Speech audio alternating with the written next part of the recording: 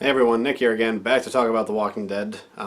This is my review of episode 4, and yes, episode 5 was just on the other night. I will hopefully get that review up before the next episode. Hopefully. But for right now, episode 4, I thought this episode was very deeply intense. Like, it's one thing to be action-packed and exciting, and it was, but it's another thing to be, like, suspenseful and, like, harrowing. And that's what this episode was for me. It was really, really well done. I'll start off with talking about the star of the episode, the focus of the episode, Ezekiel. He got such amazing development in this episode. We got to find out a little bit more about him. I mean, we already know a decent amount about him, but, you know, it's always good to learn a little more about him, like what he's all about. And Khary Payton's performance was just amazing. I mean, he's always great. He's always fun to watch. But we're used to seeing his theatrical side and how over the top he is. But in this one, we did get some of that, obviously, but we also got to see him, you know, vulnerable. Like, the real Ezekiel. The guy he was before the apocalypse, before Shiva. This is the real guy right here that we're seeing. And I thought he did a fantastic job. Speaking of people who typically do fantastic jobs, Carol was back. Like, she returned to form in this episode. I mean, pretty much all of last season, she did nothing. Like, almost nothing. She sat in a house reading for 3/4 of the season. And she finally, in the finale, got involved in the fight, but she didn't do anything exceptionally Carol-like, you know.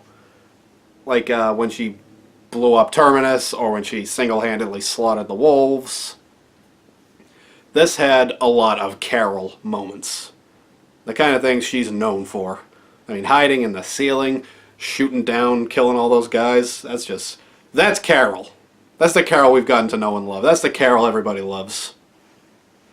And it's so good to see her back, doing what she does best, killing people.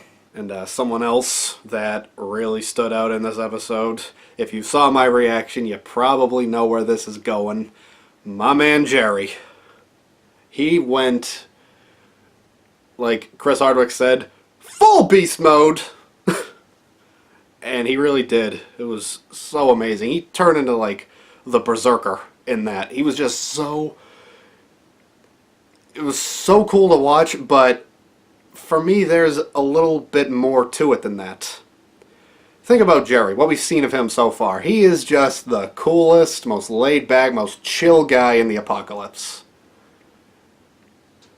And when his back was against the wall, he didn't even hesitate for a second. He didn't think, like, is this the right thing to do? No. He walked up and he chopped that guy in half down the middle. He didn't hesitate, he didn't think, he didn't worry about what it would do to him. He flipped the switch off and he did what he had to do. And you know what? That's a kind of stability that is not very common on this show lately. People like Daryl and Morgan, even Rick to an extent, they could learn a lot from Jerry. They could find out how he's able to flip the switch on and off so easily. Now, most of the episode focused on Ezekiel and Carol and Jerry, but Rick and Daryl, they did make one brief appearance in the episode, and they made it count. Their car chase, they were going after the Saviors moving those guns, and that was awesome. That was such a well done car chase. I mean, just pure tag team action between those two. It was awesome to see. Like, Rick was going ahead, so the guy on the machine gun in the back was trying to shoot at him, but of course he can't directly shoot him because the King, the Widow, and Rick can't die because of Negan. Negan wants them alive. He swerved out of the way, and then Daryl's right there. He shoots the guy down. That was so cool. That was one of Daryl's coolest moments in a long time. Of course, you can't talk about this episode without talking about the end. with Shiva. I mean, that was just rough to see. I mean, I read the comics, and yes, that was straight out of the comics. Like, it even had some of the same camera angles. Well, not camera angles for the comics, but you know what I mean. The camera angles were set up to mirror the comics. So it was something I more or less knew was coming, but The Walking Dead has changed things up. So there's always that chance that maybe they won't do it. But I had a feeling they were gonna do it. And even knowing it was coming, and even though, yeah, it's a CGI tiger, it hurt to see, you know? It was really sad. It was devastating. Mostly for Ezekiel and his reaction, because that was his pet, more or less. Ezekiel had a deep bond with Shiva, and it was hard to watch that happen. Now, I did have one complaint about the episode regarding the Saviors. Now, the guy who had Ezekiel hostage, that guy was creepy. And that guy was pretty slick. Now, that being said, he was the only one of the Saviors that was even remotely intelligent in this episode. I know that the Saviors have not been known for being exceptionally brilliant, other than, you know, Negan and some of the higher-ups, but any of the, like, kind of lower-level soldiers that Negan has, they have been dumb. And these guys have been the dumbest. I mean, when they were shooting at Carol when she was behind the truck, they keep shooting at the truck. They don't even try to, like, flank her. Yeah, she might take one or two of them down, but they would have been able to get her. But instead they just stood there and shot up the truck. And they couldn't get to her. And then, of course, they totally fell for it when Carol's like, okay, I surrender. Like, come on.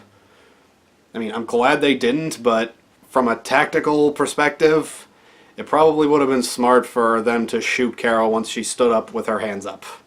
I'm glad they didn't do that, because I would hate to see Carol die, but it was pretty dumb on their part. But I mean, that's really a minor complaint overall. I don't want the Saviors to be smart. I want them to be stupid and get killed. So, you know, I can't really complain about that too much. Overall, I would give this episode a 9 out of 10.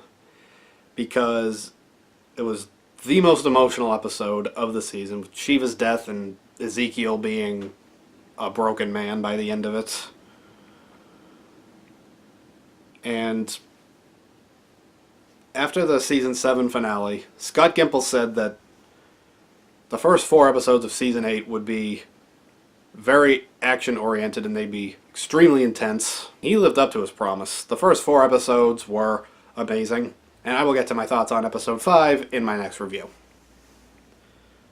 But yeah, Episode 4 was really good, and Season 8, just on a roll.